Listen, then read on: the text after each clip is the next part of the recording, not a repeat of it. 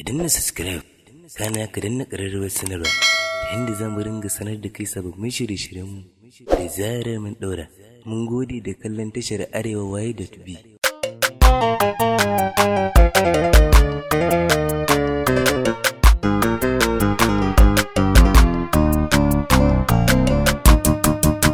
Shi lokaci bayan jira, maribaci shi mai hattara, shi ajali idan yayi kira, ko babu ciwo sai an amsa kira.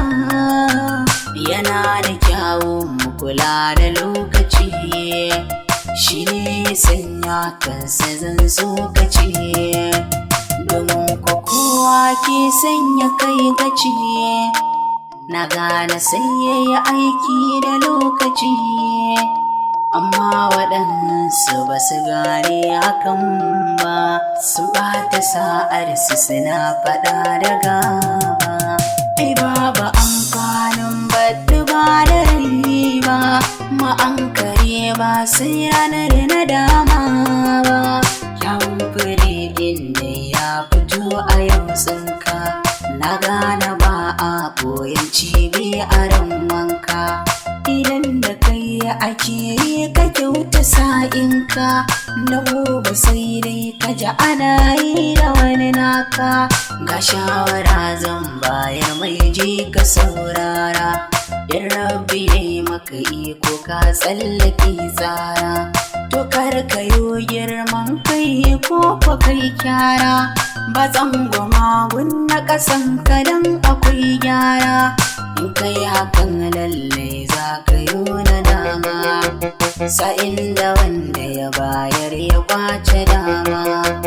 An bar batunka a sannan ka kwanta dama, ita dukiya ko mulki ɗaukaka da girma. Allah wake bayarwa ba wai mutum ne ba, in ya hananto ba za na fidda raina ba.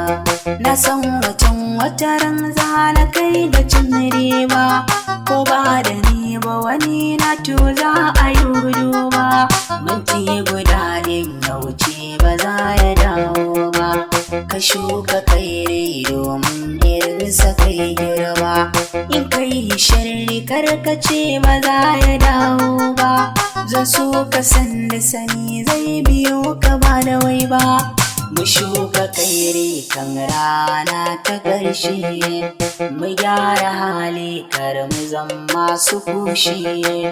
In babu ɗauka ya zan zubin adashi, kai dai kayo fatan kai kyau na ƙarshe.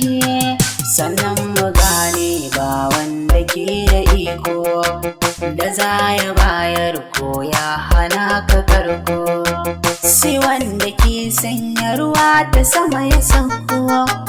Allahu kenan abin nufi da roƙo, shi za mu roƙa ya tsare mu sharrukan yan gulma, ya ba mu dama domin mu samu alfarma.